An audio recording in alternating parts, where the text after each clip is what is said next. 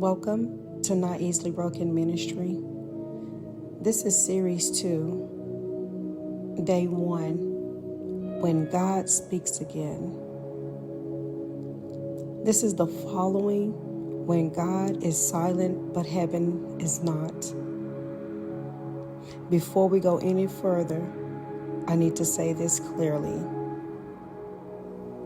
This series is not separate from the silence you just walked through. It is the continuation of it.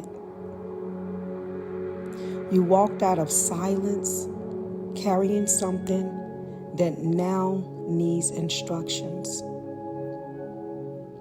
Silence formed you. Silence positioned you. Silence stripped distractions and trained your discernment. But silence was never for destination. Silence was preparation for what happens when God speaks again. Because surviving silence is one thing, but stewarding what God says after silence requires maturity. And many people lose what silence built because they rush the first sound they hear. When God speaks again, it will not feel like relief. It will feel like responsibility. Because sound after silence carries weight. This series exists because some of you are about to hear God again, and heaven wants you ready. Ready to move without panic, ready to listen without urgency, ready to obey without demanding explanation. Silence taught you how to wait. Now God will teach you how to walk. And today, we begin learning how not to rush what God is saying, so we don't mishandle what silence prepare us to carry. If you survive the silence, this series will teach you how to live when God speaks again. So as we dive into Series 2, When God Speaks Again, the title for this is Don't Rush What God is Saying. Something changes the moment God speaks again. Not because the sound itself is loud, but because silence trains you to hear wait. Some of you have been waiting so long to hear God's voice again that you've already decided how fast you will move when He does. And that is danger of coming out of silence. Silence mature you, but sound tests you. Because after silence, the temptation is not disobedience, it's haste. When God speaks again, it will not sound like panic. It will not rush you. It will not compete with your anxiety. It will sound steady and measured. And if you move faster than the voice that spoke, you will outpace the instructions that was meant to keep you safe. Some of you don't need confirmation. You need restraint. You learn how to wait in silence. Now you must learn how to walk without urgency. Because God does not speak again to release pressure. He speaks again to release direction. And direction carries responsibility. This series is not about hearing God louder. It's about hearing Him clearer.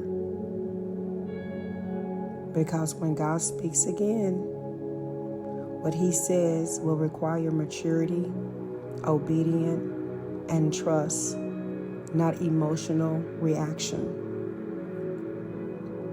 Today, we're learning how not to rush what God is saying, so we don't mishandle what silence preparing or has prepared us to carry. If you survive the silence, you must know and now learn how to walk with God as He speaks again. I'm coming from Habakkuk chapter 2, verse 1 through 3 from the Amplified. I will stand at my guard post and station myself on the tower, and I will keep watch to see what He will say to me, and how I may reply when I am reproved. Then the Lord answered me and said, write the vision and engrave it plainly on the tablets, so that the one who read it will run. For the vision is yet for appointed future time. It hurries towards the goal of fulfillment. It will not fail. Even though it delays, wait patiently for it, because it will certainly come. It will not delay. And I want to talk about this breakdown of this. Habakkuk didn't rush God's voice. Picture a watchman on a tower, not pacing, not shouting, not guessing. He is standing still, elevated, watching. Habakkuk positioned himself before God speaks. He doesn't chase a word. He guards his posture. Imagine standing on a high tower at dawn. The city below is quiet. You can see far, but you don't move yet. That's where many of you are right now. You see possibility again.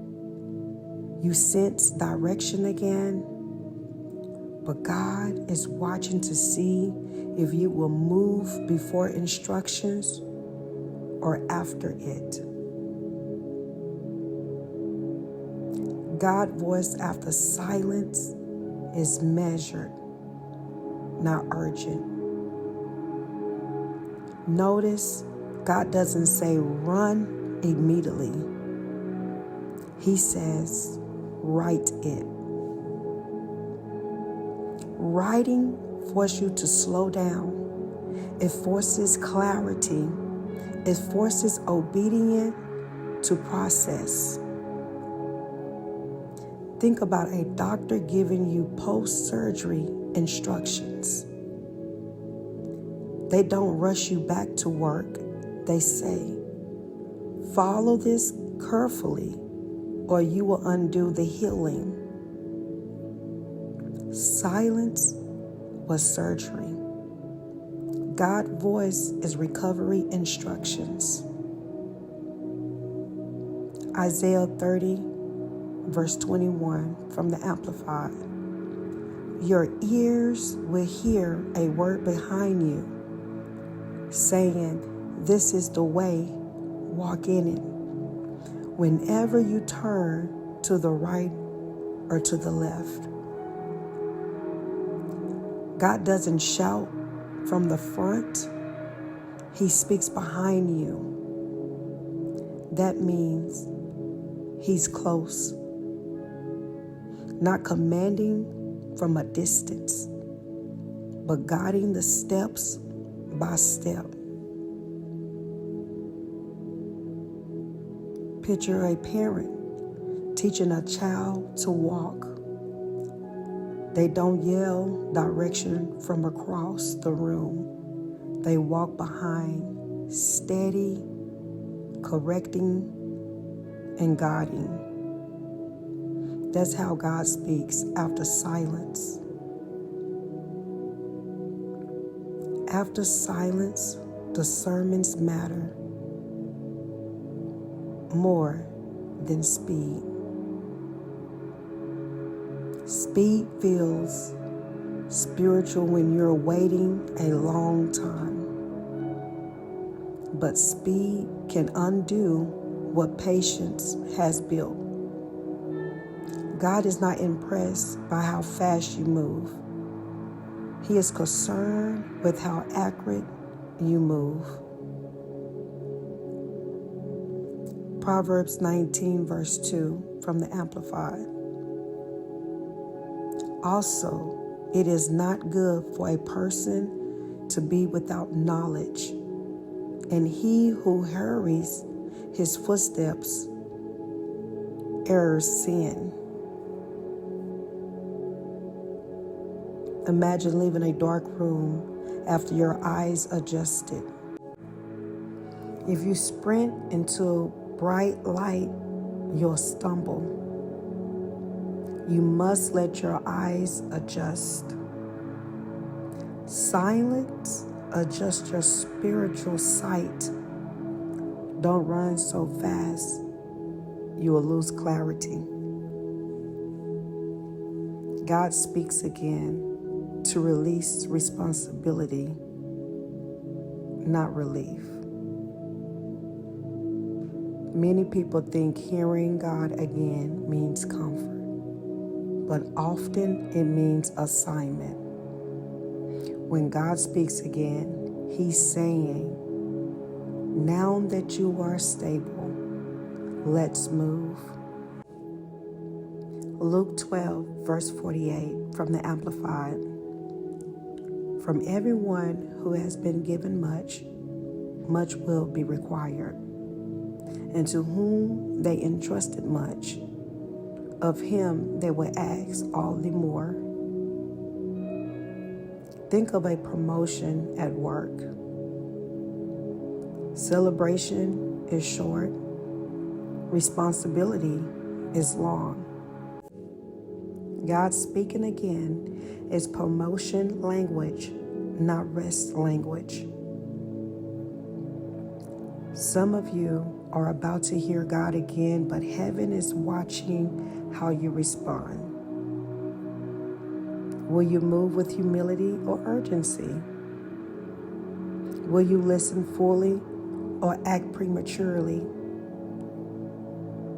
Silence taught you how to wait. Now God is teaching you how to walk. I declare that you will not rush what God is saying. You will not misinterpret instructions as pressure. You will not confuse moment with obedience. You will move with discernment. You will walk with clarity. You will honor the work silence completed. When God speaks again, you will be ready. May this series have blessed you. As Jesus Christ loved you, I love you too. Be blessed.